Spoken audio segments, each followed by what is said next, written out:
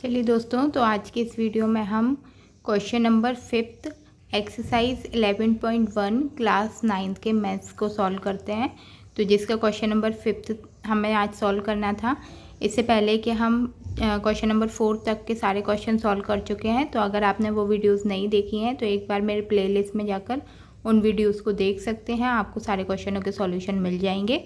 तो इस वीडियो में हम प्रश्नावली 11.1 का क्वेश्चन नंबर 5th सॉल्व करते हैं। तो क्वेश्चन में हमसे पूछा है कि एक समबाहु त्रिभुज की रचना कीजिए जब इसकी भुजा दी हो तथा कारण सहित रचना कीजिए। तो हमें इसमें कोई भी एक माप नहीं दिया गया है कि हमें समबाहु त्रिभुज कितने का बनाना है।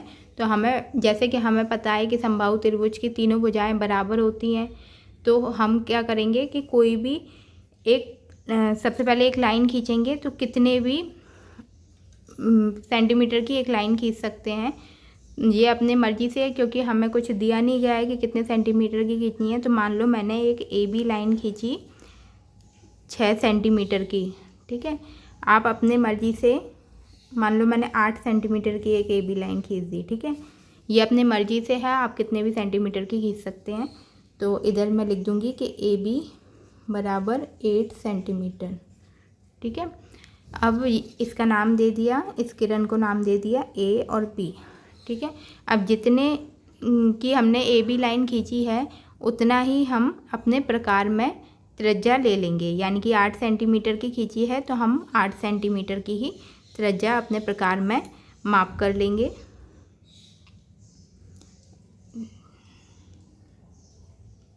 ठीक है। तो ये 8 सेंटीमीटर की त्रिज्या आ गई मेरे प्रकार में।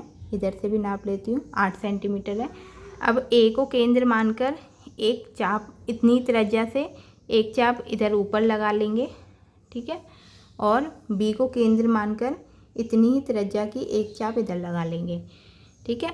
तो मैंने चाप को चेंज नहीं किया। जितना मैंने एक किरण खींची थी 8 सेंटीमीटर की, तो मैंने उतना अपने प्रकार में चाप ले लिया और उतनी त्रिज्या की एक चाप B को केंद्र मानकर लगाया और एक चाप A को केंद्र मानकर लगाया।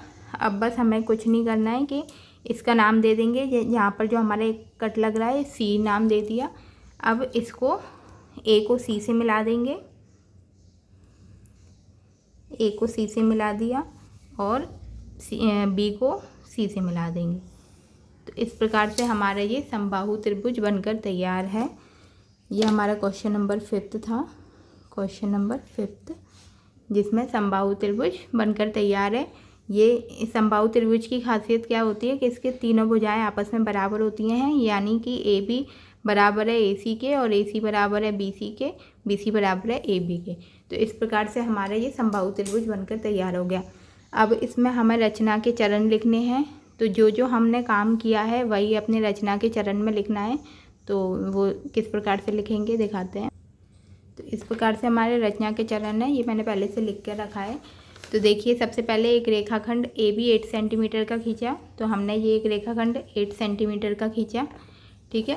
इसके बाद A और B को केंद्र मानकर AB त्रिज्या की 2 चाप लगाई जो परस्पर बिंदु C पर प्रतिच्छेद करती हैं। तो A और B को केंद्र मानकर 2 चाप लगाई जो बिंदु C पर प्रतिच्छेद कर रही है, और फिर AC और BC को मिला दिया।